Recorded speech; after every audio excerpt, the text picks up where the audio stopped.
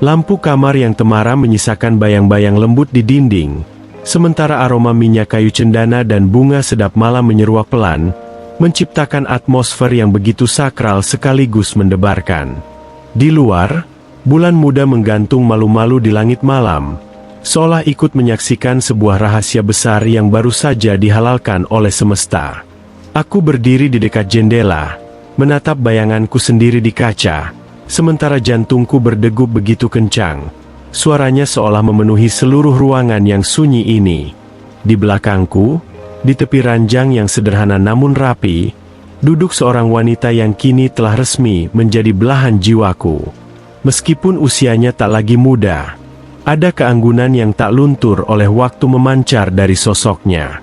Kegugupan yang kurasakan bukan karena ketidaktahuan, melainkan karena rasa hormat dan cinta yang begitu dalam sehingga membuat tanganku sedikit gemetar.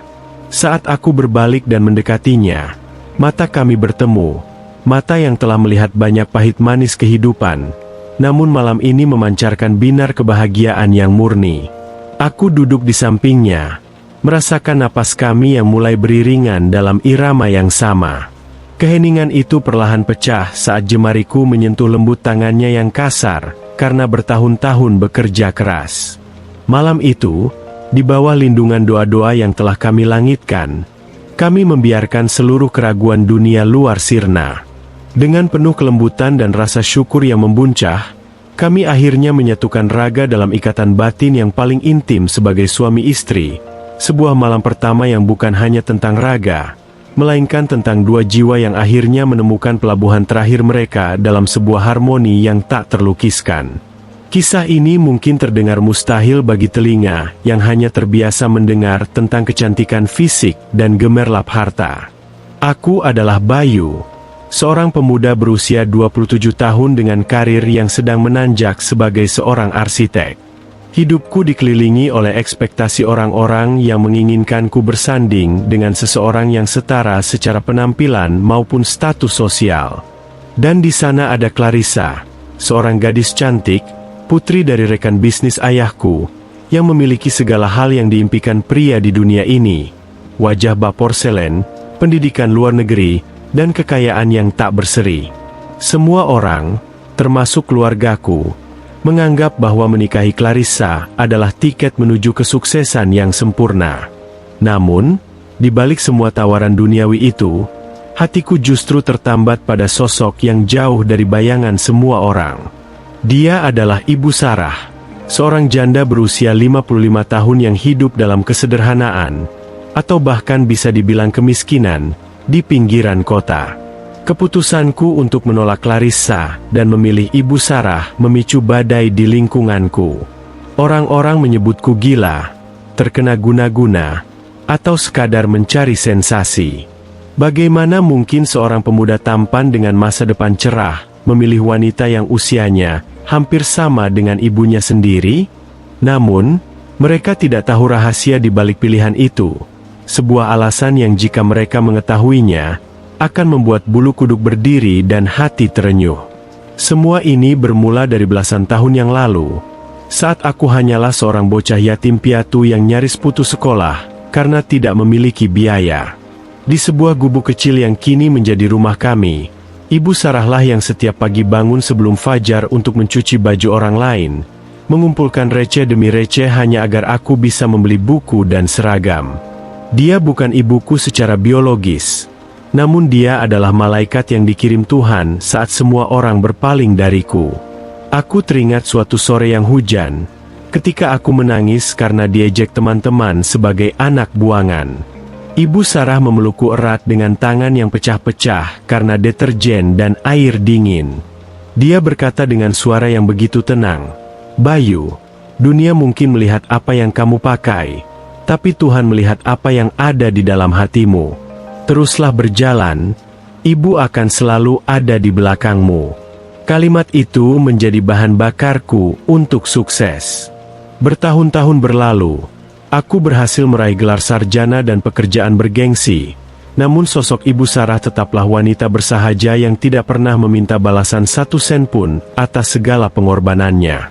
Baginya, Melihatku sukses adalah upah yang lebih dari cukup. Namun, semakin aku tumbuh dewasa, aku tidak lagi melihatnya hanya sebagai sosok pelindung. Aku melihat seorang wanita dengan ketulusan yang tak bertepi. Seorang wanita yang menghabiskan seluruh masa mudanya demi masa depanku, hingga dia lupa untuk mencari kebahagiaannya sendiri. Ketika Clarissa datang dengan segala kemewahannya, aku merasa hampa. Bersama Clarissa, pembicaraan kami hanya seputar tren terbaru, pesta, dan bagaimana meningkatkan citra sosial. Namun saat aku duduk di depan kayu bersama Ibu Sarah, membicarakan hal-hal sederhana sambil menyesap teh hangat, aku merasakan kedamaian yang tidak bisa dibeli dengan uang miliaran rupiah. Aku menyadari bahwa kecantikan Clarissa akan memudar dimakan waktu. Namun kecantikan jiwa Ibu Sarah adalah sesuatu yang abadi. Alasan yang membuat orang merinding adalah saat aku menyadari bahwa Ibu Sarah sebenarnya pernah memiliki kesempatan untuk menikah lagi dengan pria kaya saat dia masih muda. Namun dia menolaknya mentah-mentah hanya karena pria itu tidak mau menerima aku sebagai anaknya. Dia memilih hidup menderita dan menjanda selama puluhan tahun demi menjagaku, memastikan aku tidak merasa terasing di rumah sendiri. Pengorbanan yang begitu besar itu membuatku sadar bahwa tidak ada cara yang lebih mulia untuk menghargai hidupnya selain dengan menjadikannya ratu dalam hidupku yang sesungguhnya. Pernikahan kami digelar dengan sangat sederhana di masjid kecil dekat rumah. Tidak ada pesta mewah, tidak ada karangan bunga dari pejabat tinggi. Yang ada hanyalah air mata haru dari beberapa tetangga yang tahu betul bagaimana perjuangan Ibu Sarah membesarkanku. Saat aku mengucapkan ijab kabul, suaraku mantap dan lantang. Aku tidak merasa sedang menikahi seorang janda tua. Aku merasa sedang menikahi pahlawanku, sumber inspirasiku, dan separuh jiwaku yang hilang. Setelah sah, aku mencium tangannya dengan takzim, dan untuk pertama kalinya, aku melihat wajahnya memerah seperti gadis remaja. Sebuah pemandangan yang membuat dadaku bergetar hebat oleh rasa cinta yang melampaui logika manusia. Malam pertama kami di rumah kecil yang baru kurenovasi tipis-tipis itu menjadi momen yang paling berkesan dalam hidupku. Seperti yang kuceritakan di awal, ada kegugupan yang luar biasa. Aku tahu dunia di luar sana masih mencibir. Namun di dalam kamar ini, hanya ada kebenaran. Aku mendekatinya yang tampak malu-malu. Sebuah pemandangan yang sangat kontras dengan ketangguhannya selama ini. Ibu, maksudku, Sarah, ucapku lirih, memperbaiki panggilanku yang kini telah berubah status. Dia menunduk. Bulu matanya yang mulai memutih tampak basah oleh air mata. Bayu, apa kamu tidak menyesal? Kamu bisa mendapatkan siapapun yang jauh lebih baik dariku, bisiknya dengan suara gemetar. Aku memegang kedua bahunya, menatap matanya dalam-dalam. Di dunia ini, tidak ada yang lebih baik daripada seseorang yang memberikan hidupnya agar orang lain bisa hidup. Kamu adalah segalanya bagiku, dulu, sekarang, dan selamanya. Malam itu, kami melewati batasan usia dan status. Kami membuktikan bahwa cinta sejati bukan tentang mencari kesempurnaan fisik, melainkan tentang menemukan seseorang yang jiwanya selaras dengan jiwa kita. Kami menyatu dalam kehangatan yang penuh penghormatan. Tidak ada paksaan, hanya ada pengabdian. Setiap sentuhan adalah ucapan terima kasih atas tahun-tahun kesepian yang dia lalui, dan setiap kecupan adalah janji bahwa dia tidak akan pernah lagi merasa sendirian atau kekurangan. Hidupku setelah menikah dengannya berubah drastis secara spiritual. Aku tidak lagi mengejar pengakuan dunia. Aku merasa cukup hanya dengan melihatnya tersenyum saat bangun tidur. Melihatnya tidak perlu lagi mencuci baju orang lain, karena sekarang adalah tugasku untuk memenuhi segala kebutuhannya. Tentu saja, tantangan tetap ada. Teman-teman kantorku seringkali berbisik saat aku membawa istriku ke acara-acara perusahaan. Mereka mungkin melihat seorang wanita tua dengan kerutan di wajah, tapi aku melihat seorang bidadari yang setiap kerutannya adalah peta perjuangan dan kasih sayang. Aku seringkali sengaja menggandeng tangannya lebih erat di depan mereka, seolah ingin meneriakkan pada dunia bahwa pria sejati tidak memilih pasangan berdasarkan apa yang dilihat mata, tapi berdasarkan apa yang dirasakan oleh nurani. Clarissa pernah mendatangiku sekali lagi, bertanya dengan nada merendahkan apa yang dimiliki wanita tua itu yang tidak dia miliki. Aku hanya menjawab singkat, dia memiliki sesuatu yang tidak akan pernah bisa kau beli atau kau palsukan, ketulusan yang mampu mengalahkan maut. Kini, kehidupan kami berjalan dengan penuh syukur. Ibu Sarah, istriku, telah banyak berubah. Dia mulai berani berdandan tipis, dan wajahnya memancarkan aura kebahagiaan yang membuatnya tampak 10 tahun lebih muda. Kami sering menghabiskan waktu dengan berkebun, atau sekadar membaca buku bersama.